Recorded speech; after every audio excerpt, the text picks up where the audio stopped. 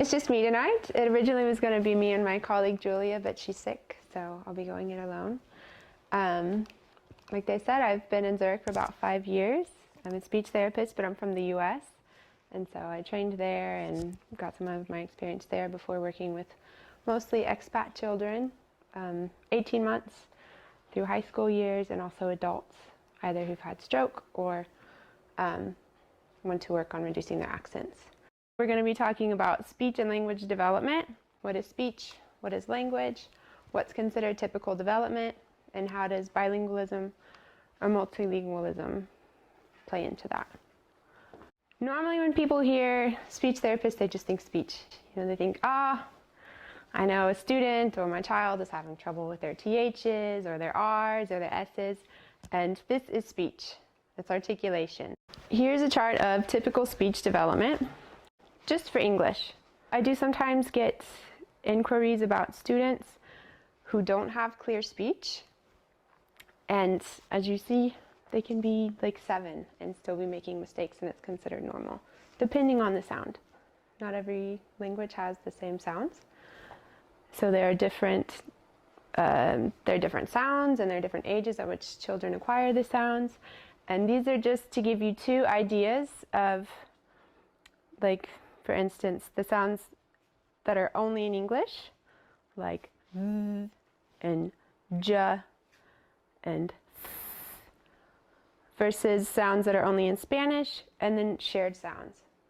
So we wanted to put this up to show everybody that we sometimes have students that can't say these sounds, right? But it's not necessarily a disorder, but more of a difference, because maybe their first language is Spanish and they've only been exposed to English for a year, so they don't have those sounds yet. Speech is really just how it sounds, right? And then we get to language, and that's everything else. So that's what words mean, vocabulary, how we make new words using word endings and beginnings, right? So we can have a friend who's friendly or unfriendly. We use this also for tense. So talking about things that already happened with an ED, using an ING to talk about things that are happening right now. Knowing how to put words together to form appropriate sentences. It's one thing to have the perfect structure and also to convey what you want to mean, right? Because that can change based on your word order. And pragmatics, or social skills. So knowing what's appropriate to say at different times and how you say it. Body language says a lot. So this is a really general outline of language development for 1 year to 3 years. There's more information at the end of our slides in the references section that really goes into detail on language development. But as a general rule, a 1-year-old should be speaking in 1-word utterances, 2-year-olds in 2-word utterances, 3-year-olds in 3-word utterances. So putting 2 words together, 3 words together like this.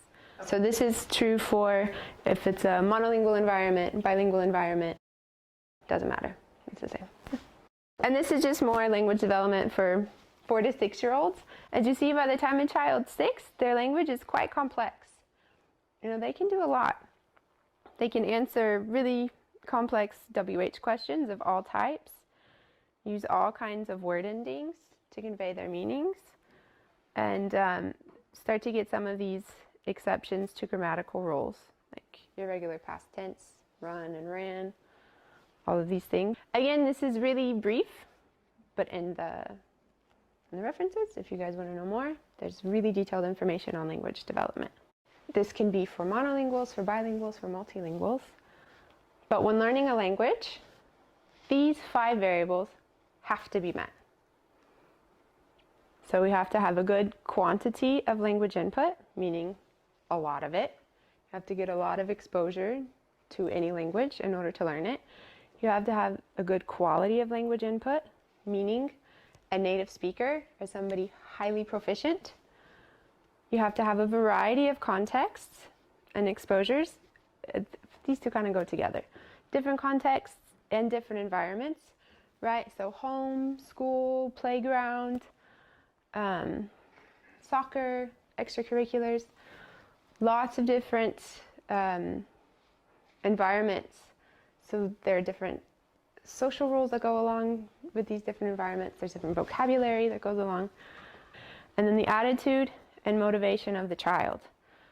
So, does the child want to learn French or German or whatever? You know, if they're with a tutor 2 hours a week in a quiet room, sitting at the desk and doing like work, maybe that's not so motivating. Maybe the quality's really good. Maybe they're even getting a lot of it.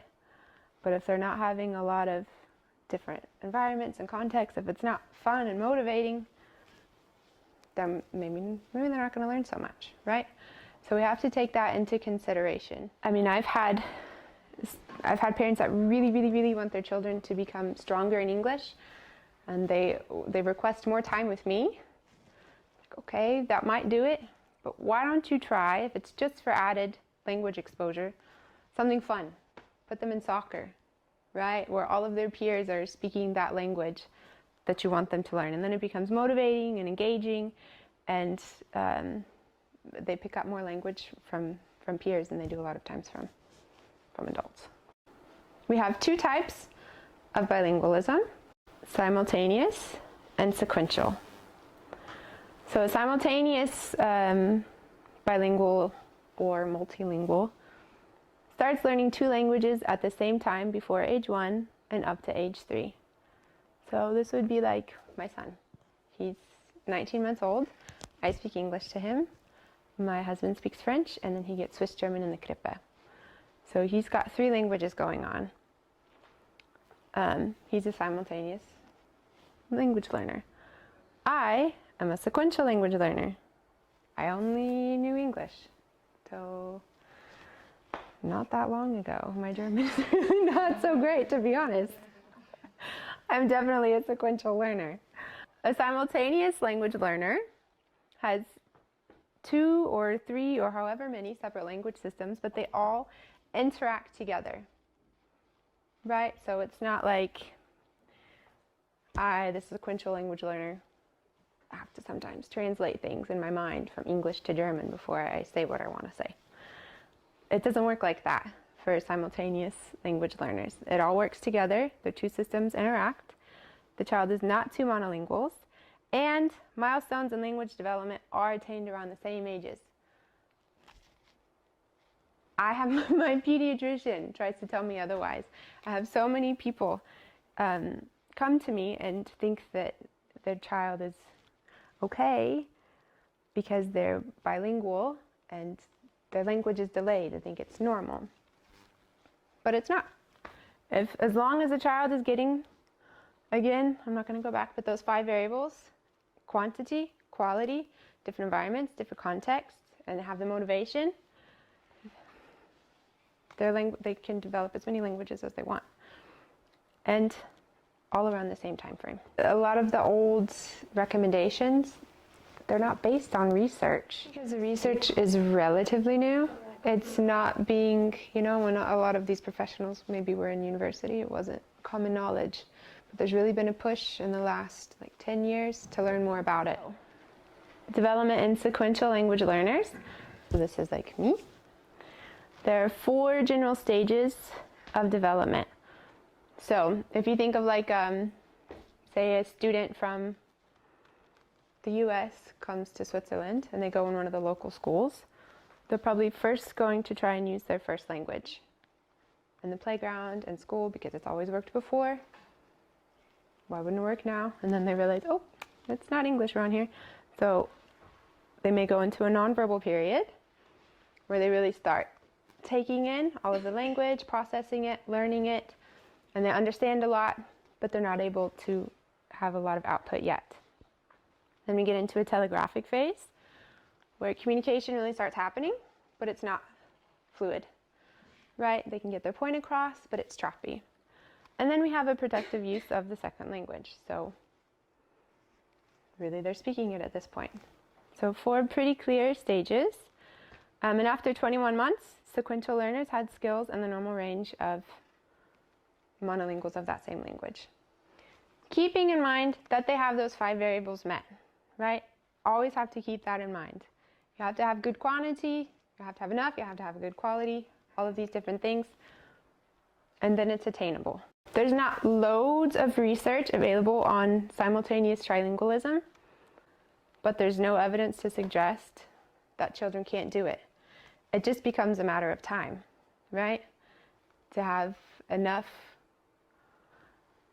positive input of all these languages, right? How do you fit in 3 or 4 or 5, or you get it, you just don't have the time. But as far as the ability, it's there. But a child may use different languages in different situations or switch registers when using languages. So again, we can go back to social language. And even just when you're monolingual, you use your language in a different way in different situations. You know, when you're talking to your husband or your best friend versus your boss, you use different body language, you use different vocabulary, you communicate in a different way. So it could be that a child uses a different language for a different register, you know, so speaking to their friends or their mom. Or even just, you know, I've had parents tell me, like the home language was Dutch, but the language of instruction at school was English. And when the child talked about school, it was in English, even if they were at home talking to mom, because that was her code for school. She used English at school. So that's normal. Preferring to use one language over another in different situations isn't a sign of a language disorder, just a sign of multilingualism. And the child can have different vocabulary, grammar, and social skills in each language. I know, and this is going to be reflected in where those languages are used. You know, home vocabulary is different from school vocabulary, and the social roles for both of those environments are different, so that's going to be reflected in their languages.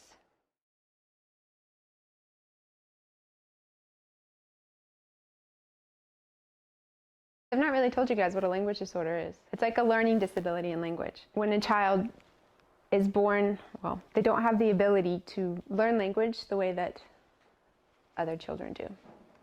And it's specific to language, and they need instruction on, it can depend. Every child is different in the vocabulary or the sentence structure or any of that. Language development can be typical or atypical regardless of the number of languages in the child's repertoire. If a child has a language disorder, it's going to be in all of their languages.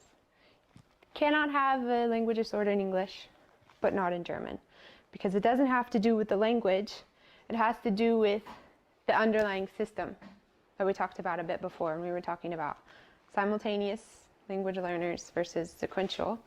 And those simultaneous language learners have, you know, systems that interact. It's a problem with that system. It's not a problem with the language.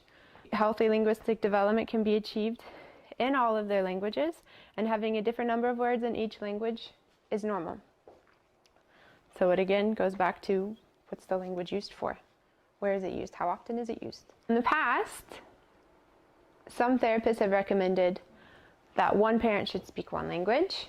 You know, maybe I should just speak English and my husband should just speak French to our child in order to not confuse our child. But that's not really necessary. Kids don't get confused. You want to show them what they're going to be when they're adults, which is a multilingual adult, right? You don't just speak one language if you're multilingual. It's completely normal to mix languages in a single conversation for a child as well. The children will default to the more baby-friendly word. So whatever's easier to say, they may go to that. So again, now we're thinking about pronunciation. So if it's easier to say this in English than it is in German, maybe they're going to say this. Really, it's ideal for a child to receive intervention in all of their languages. It's not always possible. It's oftentimes not possible. You know, I see a lot of students that have, all different kinds of mother tongues. Turkish, German, they can easily get therapy, French, Russian, you know, it's just not available. And English is the language of instruction at school, so English is their best chance for therapy. But ideally, they could get it in all of their languages. I really like this quote. Switching to a single language will not address a language disorder. It will simply create a monolingual child with a language disorder. So we're not making anything better. We're just creating a monolingual instead of a bilingual with a language disorder. A lot of the old recommendations, they're not based on research because the research is relatively new. It's not being, when a lot of these professionals maybe were in university, it wasn't common knowledge. But there's really been a push in the last 10 years to learn more about it. It's not just about the language, it's about the culture, it's about the family dynamic. I have students that can't speak to their grandparents. Mom has decided to speak to them in English, but really Russian is the mother tongue. And so they can't speak with their grandparents. Just something to take into consideration. Culture plays such a big impact in our social communication and the kinds of questions we ask and our body language. Like for me, when I'm assessing a child, I want to know, is what they're doing normal? Because it could seem like, okay, maybe they've got problems with their social skills, but maybe it's just not respectful for them to look me in the eye in their culture, So it's things that you need to consider. And Julia's, she would have given her example if she were here. But when she was in Korea, she was always confused because people would ask her how old she was, and it was driving her crazy. It's like, why do they keep asking me how old I am? I don't like this. But apparently it's part of the culture there to address the older person with a certain title. And so it's important to know who's older. So almost every conversation starts out with, how old are you? So that they can know how to give the appropriate respect. There are lots of benefits to multilingualism. In the past, especially in the US, it's like there was almost a stigma around being multilingual. I guess because the masses are monolingual. I don't know, but there are lots of benefits to multilingualism. Greater cognitive flexibility, naturally greater cultural awareness, being able to learn new languages faster and more efficiently. As you see, lots of benefits. It's good to be multilingual. Why should parents talk to their children in their native language? Well, they're going to get the highest quality of the language inputs, right? We want to give our kids the richest, best example of language that we can. So if that means speaking to them in English or German or French or whatever's our first language, giving them all the skills that we have, because those are going to transfer to their other languages, right? If they've got a limited knowledge or examples in their first language, then that limited knowledge is going to transfer to their other languages. Right. And the child that I'm thinking of in particular, since English is not the first language of her mom, her English is not so great to begin with, and so now this little girl's first language, mother tongue, sounds like like she's just learning English, but it's her mother tongue, so it's really important to be highly, highly, highly proficient if you're not a native speaker, if you're going to speak in a language other than your own to know your child. Myth or fact? All children are capable of learning multiple languages, including children with developmental delays and learning disabilities.